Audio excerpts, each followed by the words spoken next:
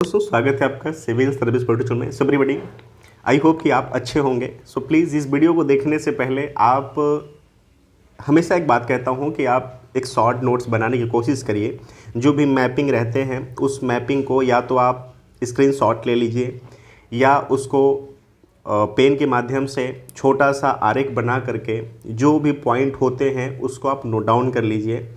देखिए, किसी भी मैगज़ीन, किसी भी वीडियो को देखने का कोई फ़ायदा तब तक नहीं होता, मैगज़ीन को पढ़ने का फ़ायदा तब तक नहीं होता जब तक कि आप उस कंटेंट को अपनी भाषा में अपनी समझ से रिवील नहीं कर पा रहे हो। ठीक है, क्योंकि एग्ज़ाम तक आपको उस कंटेंट को सर्वाइव करने में बड़ा मुश्किल होगा अगर आप उसका छोटा सा शॉर्ट नोट्स बनाकर अपने पास एक अपनी मैगज़ीन नहीं तैयार करोगे। ठीक है, आप जिस भी मैगज़ीन से जिस भी वीडियो को फॉलो करते हो ना, उसका एक छोटा सा शॉर्ट नोट्स बनाना शुरू करो, तभी एग्ज़ाम तक उस कंटेंट को आप सर्वाइव कर पाओगे। ओके, चलिए स्टार्ट करते हैं। टोटल 5 क्वेश्चंस हैं। सो बिल्कुल डीप एनालिसिस किया जाएगा और एग्ज़ाम की डिमांड के आधार से बात करी जाएगी। ठीक है, जिसमें से हमारा आज का जो पहला क्वेश्चन है, जस्ट वेट, यस, जो पहला क्वेश्चन है, कौन सा देश आईएमएफ के साथ $3 बिलियन की स्टैंड बाय व्यवस्था, देखिए बहुत इम्पॉर्टेंट है ये, यूपीएससी के सिलेबस में ये कवरअप ये टॉपिक है, एसबीए, ठीक है, पर पहुंच गया है। याद रखना कि कौन सा देश जो है वो आईएमएफ के साथ $3 बिलियन की स्टैंड बाय व्यवस्था एसबीए पर पहुंच गया है। ठीक है, सो पहले बात कर लेते हैं एसबीए के बारे में, उसके बाद जब कंटेंट पर बात करेंगे तो चीज़ें समझ में आ जाएंगी। सो इसका फुल फॉर्म होता है स्टैंड बाई अरेंजमेंट। याद रखना, स्टैंड बाई अरेंजमेंट। थोड़ा सा राइटिंग को इग्नोर करना है, आप, मैं बोल भी रहा हूं तो आप इसको नोट डाउन कर लेना।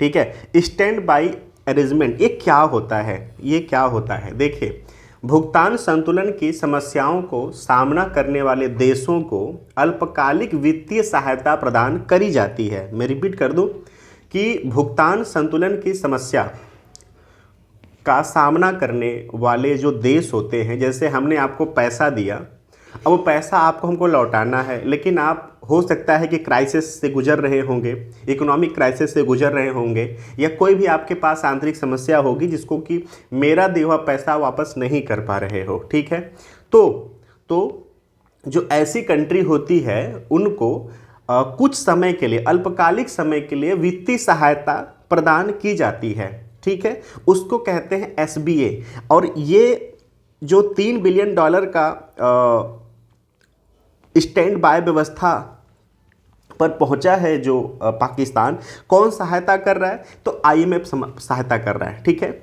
आईएमएफ सहायता कर रहा है, तो आप समझ गए।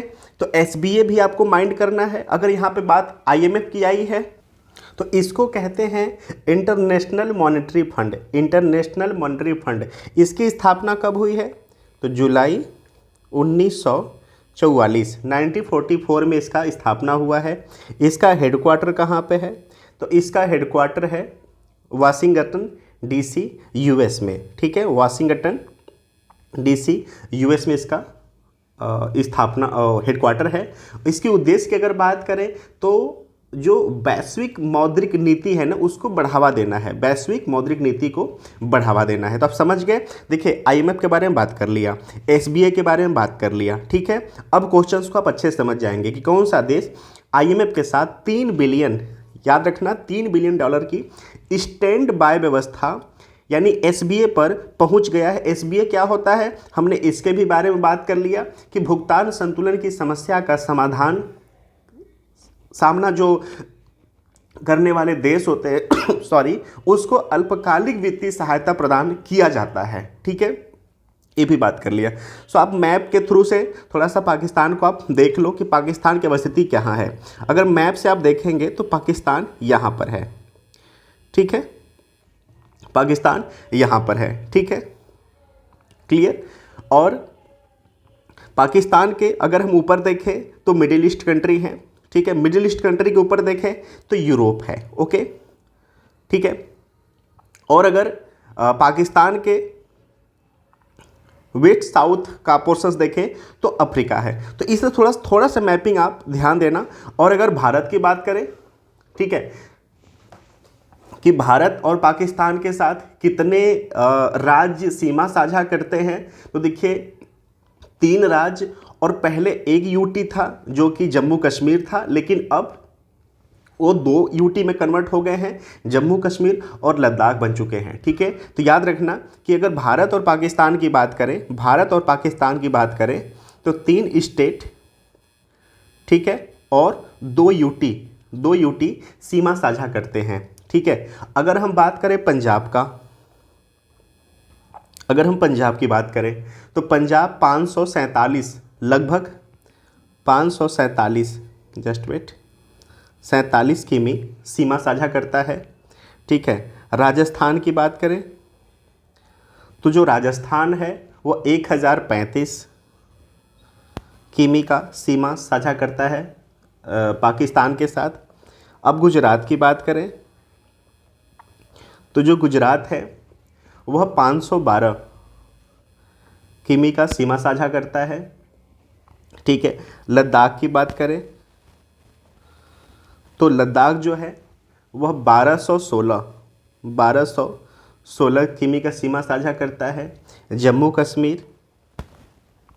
कश्मीर है वह 3310 किमी का सीमा साझा करता है। यानी लद्दाख और जम्मू कश्मीर को मिलाकर बात करें तो सबसे ज़्यादा सीमा साझा करते हैं पाकिस्तान के साथ। तो आई होप कि आप एक अप्रॉक्स ओवरव्यू जान गए, ठीक है, कि कौन कितना सीमा साझा करता है पाकिस्तान के साथ भारत का राज्य। ठीक है, ओके, चलिए, तो आप ये प्लीज़ मैप को थोड़ा देख लेना। ठीक है, मैप को देख लेना, क्योंकि जब आप आंसर राइटिंग करेंगे ना तो बिना इसके काम नहीं चलने वाला। ठीक है, तो आपके पास एक ओवरव्यू मैप का होना चाहिए। ठीक है, सो अंतर्राष्ट्रीय मुद्रा कोष जो कि मैंने देखा, इंटरनेशनल मॉनेटरी फंड, जिसका कि स्थापना 1944 में हुआ है, और पाकिस्तान 3 बिलियन अमेरिकी डॉलर की स्टैंड बाय व्यवस्था पर कर्मचारी स्तरीय समझौते पर पहुंच गया है। सो हमने एसबीआई के बारे में बात कर ली कि कोई ऐसी देश होता है जो कि तात्कालिक रूप से सामना कर रहा होता है क्राइसिस का। ठीक है, तो वह अल्पकालिक वित्तीय सहायता के लिए बात करता है, किनसे, जो कि आर्थिक स्थिति को सुधारने को संवारने के लिए संस्थाएं बनी होती हैं। ठीक है, चलिए आगे चलते हैं। क्वेश्चन नंबर 2 पर, कौन सा शहर संयुक्त राष्ट्र उच्च स्तरीय राजनीतिक मंच HLPF, ये भी आपको याद रखना है, HLPF, ठीक है, का मेज़बान है। ओके, सो इसके बारे में पहले आप जान लो, ठीक है ना, कि HLPF क्या होता है। ठीक है, सो देखिए, high level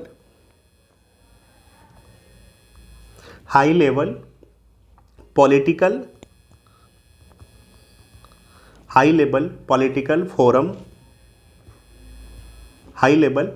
forum on sustainable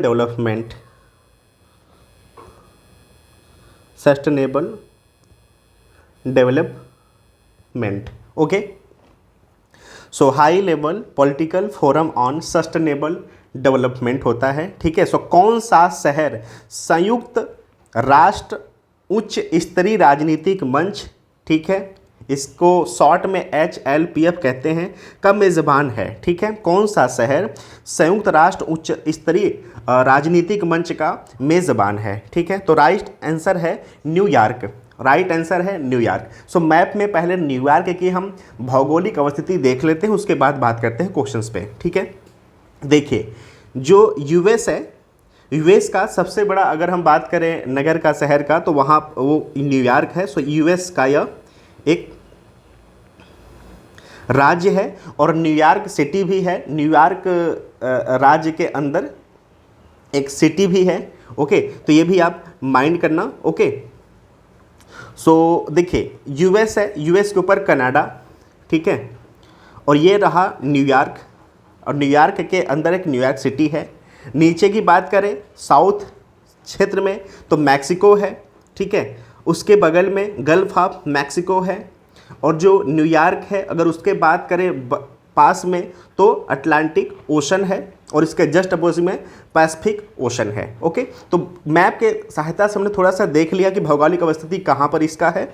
अब आते हैं क्वेश्चंस पे। सो संयुक्त राष्ट्र उच्च स्तरीय जो राजनीतिक मंच है HLPF 10 से 16 जुलाई तक न्यूयॉर्क में हो रहा मंच का केंद्रीय विषय accelerating the recovery from the covid pandemic and the comprehensive implementations of the 2030 agenda for sustainable development at all level. ठीक है, तो आप बस इतना भी मान लेना कि जो HLF है ना, ये सस्टेनेबल डेवलपमेंट, ठीक है, सस्टेनेबल डेवलपमेंट के विषय से जुड़ा हुआ है, उसी का यह सेगमेंट है। शॉर्ट में बस ऐसे आप समझ लेना। ठीक है, तो कौन सा शहर संयुक्त राष्ट्र उच्च स्तरीय राजनीतिक मंच का मेजबान है?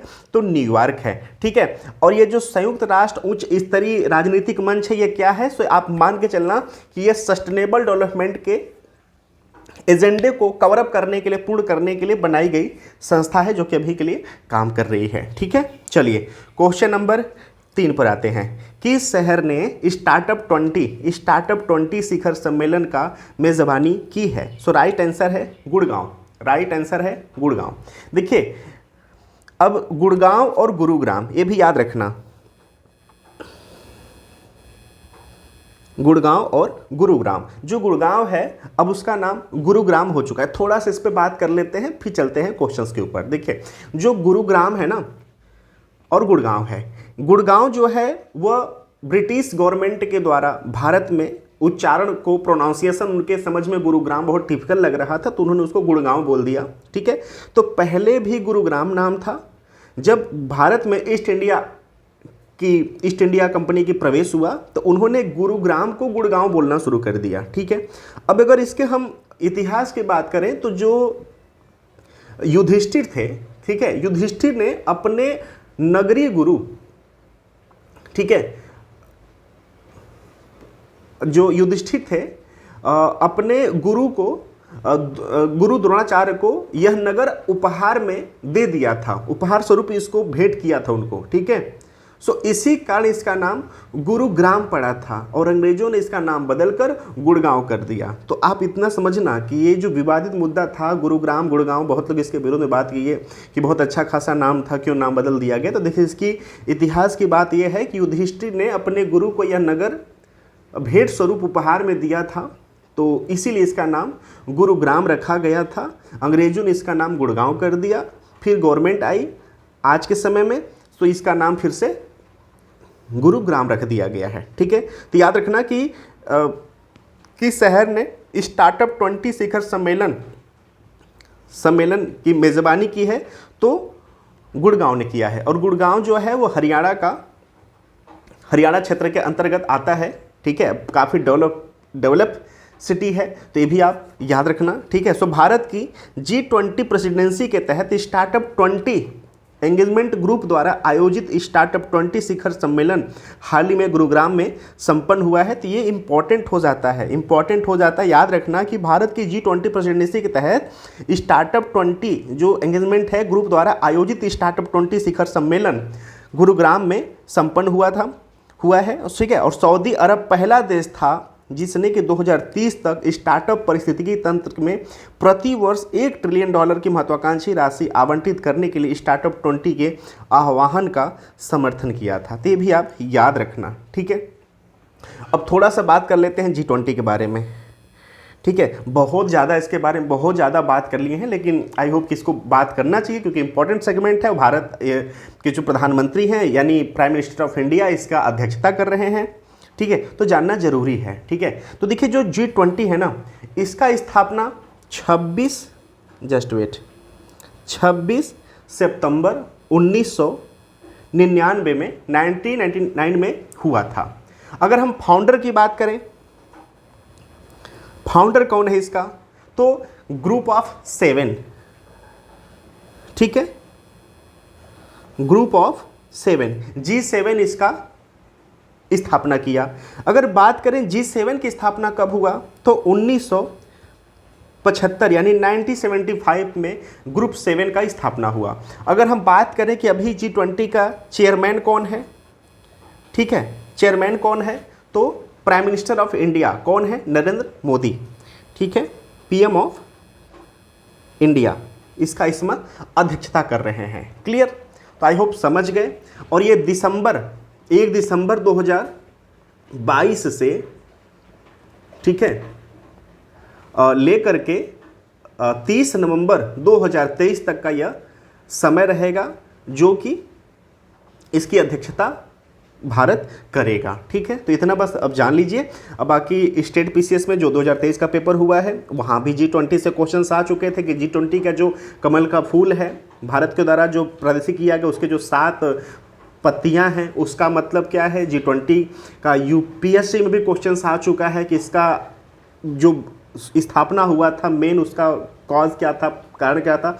तो क्वेश्चंस यूपीएससी में भी आ चुका है 2023 के, यूपीएससी सीएससी में, और यूपी पीसीएस में भी क्वेश्चंस आ चुका है। तो आप इसको बिल्कुल नॉर्मल मत लेना कि ये बहुत ऐसे ही है।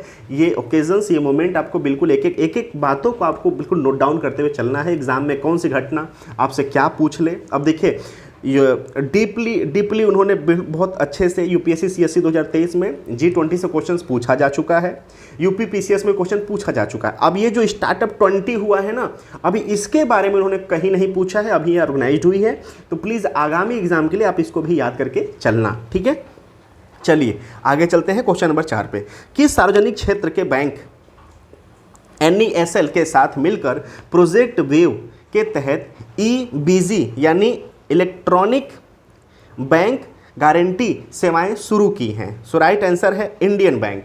राइट आंसर है इंडियन बैंक। थोड़ा सा इसके इतिहास के बारे में जान लेते हैं तो काफ़ी आसानी हो जाएगा। देखिए, जो इंडियन बैंक है ना, इसका स्थापना 15 अगस्त, ठीक है, 1907 को हुआ था। ठीक है, अगर हमें इसके बात करें हेडक्वार्टर की, ठीक है, तो चेन्नई है, इसका हेडक्वार्टर चेन्नई है। ठीक है, जस्ट वेट, ठीक है, yes, CHENNAI। Okay, so Indian bank का स्थापना 15 अगस्त 1907 को है, हेडक्वार्टर चेन्नई में है। ओके, तो ये भी आपको याद रखना है। अभी कौन सा बैंक इंडियन बैंक में मर्ज किया गया है? तो इलाहाबाद बैंक। ठीक है, ये आपको याद रखना है, इलाहाबाद बैंक इंडियन बैंक में मर्ज किया गया है। ओके, सो टाइमिंग क्या था मर्ज होने का? तो याद रखना, 1 अप्रैल 2020 को यह सूचना दिया गया कि जो इलाहाबाद बैंक है वो इंडियन बैंक में मर्ज कर दिया गया। ठीक है, अगर बात करें इलाहाबाद की स्थापना की कि यह कब हुआ था, तो 24 अप्रैल 1965 के द्वारा, 24 अप्रैल 1865 में इसकी स्थापना किया गया था। किनके द्वारा किया गया था? तो ये ब्रिटिश ईस्ट इंडिया कंपनी के जो मेंबर थे, ठीक है, उन्हीं के द्वारा अपनी सहजता के लिए इसका स्थापना किया गया था। तो आई होप आप इलाहाबाद बैंक के बारे में भी जान गए, ठीक है, और इंडियन बैंक के भी बारे में जान गए। अब तो इसमें कुछ और बचा नहीं, तो याद रखना कि किस सार्वजनिक क्षेत्र के बैंक ने NESL के साथ मिलकर प्रोजेक्ट वेव के तहत EBG इलेक्ट्रॉनिक गारंटी सेवाएं शुरू की हैं? तो इंडियन बैंक ने। ठीक है, ये लेन देन की सहजता का एक आधारशिला ये वेब रखा है, प्रोजेक्ट वेब। तो बस आप इतना समझना।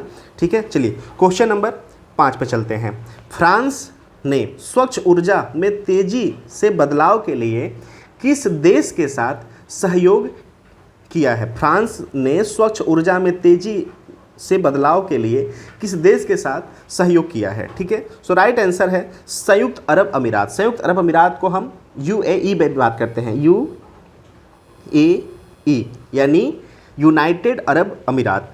अगर हम बात कर ले थोड़ा सा यूनाइटेड अरब अमीरात का, तो देखिए 1971 में फारस के 7 शेख राज्यों ने, जैसे कि अबू धाबी, शारजाह, दुबई, ठीक है, अल कुवैत, अजमान, फुजैरा, रस अल खैमा को मिलाकर UAE का स्थापना किया गया था। अगर हम इसके मैप को देखें तो देखिए ये है हमारा प्यारा भारत, ओके, ठीक है, ये है पाकिस्तान, ओके, और ये है यूएई, ये है यूएई, क्लियर।